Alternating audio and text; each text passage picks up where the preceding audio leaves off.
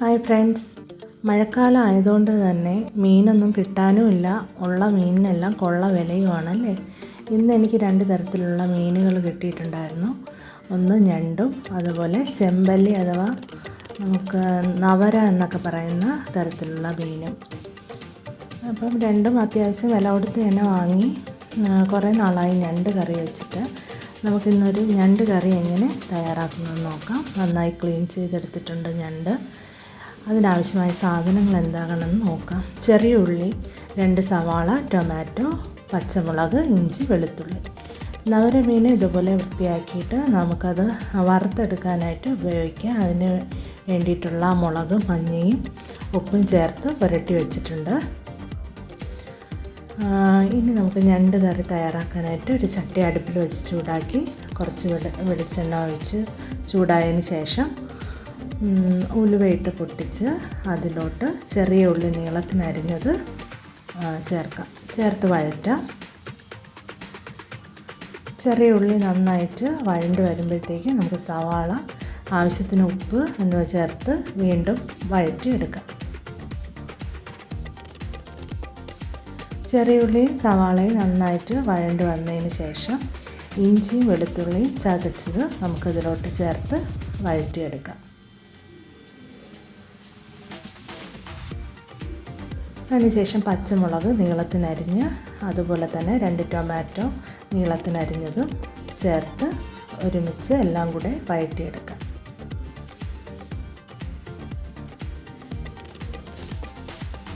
എല്ലാം നന്നായിട്ട് വഴണ്ട് വന്നതിന് ശേഷം നമുക്കിനി മസാലക്കൂട്ടുകൾ ചേർക്കാം. ആദ്യം മുളക് പൊടി ചേർത്ത് കൊടുക്കാം. ഒരു 3-4 സ്പൂൺ മുളക് പൊടി. പച്ചമുളക് ചേർത്തിട്ടുള്ളത് കൊണ്ട് എരി ആവശ്യത്തിന് ഉള്ള മുളക് പൊടി ചേർത്താൽ മതി. അതുപോലെ തന്നെ മല്ലിപ്പൊടി ഒരു 2 സ്പൂൺ ചേർക്കാം. മഞ്ഞൾപ്പൊടി ആവശ്യത്തിന്, അതുപോലെ കുരുമുളക് പൊടി, അല്പം ഗരം മസാല. ഇവയെല്ലാം നന്നായിട്ട് ആ പച്ചമണം മാറുന്നത് വരെ ഒന്ന് വഴറ്റിയെടുക്കാം. അതിനുശേഷം ചെറിയ ചൂടുവെള്ളം ഒഴിച്ച് കൊടുത്ത് അത് നന്നായിട്ട് വേവിച്ചെടുക്കാം.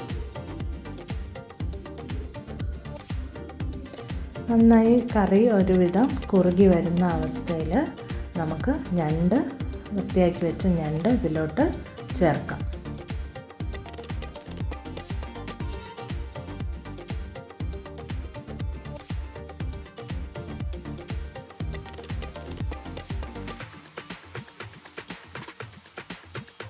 സാധാരണ ഞണ്ട് കഴിക്കാനൊക്കെ ഇച്ചിരി പ്രയാസമുള്ളതുകൊണ്ട് ആരും അങ്ങനെ ഞണ്ട് അധികം വാങ്ങിക്കാറില്ല. കുട്ടികൾക്ക് ഉള്ളിടത്ത് ഞണ്ട് അധികം പ്രിഫർ ചെയ്യാറില്ല. പക്ഷേ ഇതേപോലെ ടേസ്റ്റുള്ളൊരു മീൻ വേറെ കാണില്ല എന്ന് തന്നെ പറയാം. ഒരു പ്രാവശ്യം നിങ്ങളിങ്ങനെ ട്രൈ ചെയ്ത് നോക്കണം.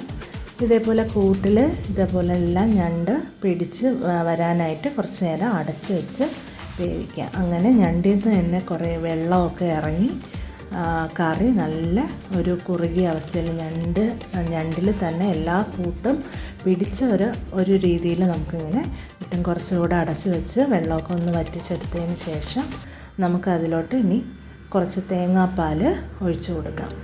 ഒരു 1/2 കപ്പ് തേങ്ങാപ്പാൽ ഞാൻ അതിൽ തേങ്ങ പിഴിഞ്ഞ് ഇതിലോട്ട് ചേർക്കുന്നുണ്ട്. അപ്പോഴേക്ക് തന്നെ കറി നന്നായിട്ട് കുറുകി നല്ല സെറ്റായിരിക്കുന്ന അവസ്ഥയിൽ ആകും. കുറച്ചും കൂടെ ഒന്ന് തിള വന്നതിന് ശേഷം നമുക്ക് തീ ഓഫ് ചെയ്ത് അങ്ങനെ നല്ല രുചികരമായ ഞണ്ട് കറി ഇവിടെ തയ്യാറായിരിക്കുന്നു. ഇനി നമുക്ക് നേരത്തെ മുളക് പുരട്ടി വെച്ചിരിക്കുന്ന നവര അല്ലെങ്കിൽ ചെമ്പല്ലി നമുക്ക് വറുത്തെടുക്കാം. അത് ഇതുപോലെ നല്ല ടേസ്റ്റുള്ള ഒരു മീനാണ് നവര. അത് വയ്ക്കാനാണെങ്കിലും കറി വയ്ക്കാനാണെങ്കിലും ഇതുപോലെ പൊരിച്ചെടുക്കാനാണെങ്കിലും നല്ല രുചികരമായ ഒരു മീനാണ്. അങ്ങനെ നവര ഫ്രൈയും ഇവിടെ റെഡിയായിട്ടുണ്ട്. ഇനി മറ്റൊരു വീഡിയോയിൽ വേറൊരു വിഭവമായി കാണുന്നത് വരെ താങ്ക് യു.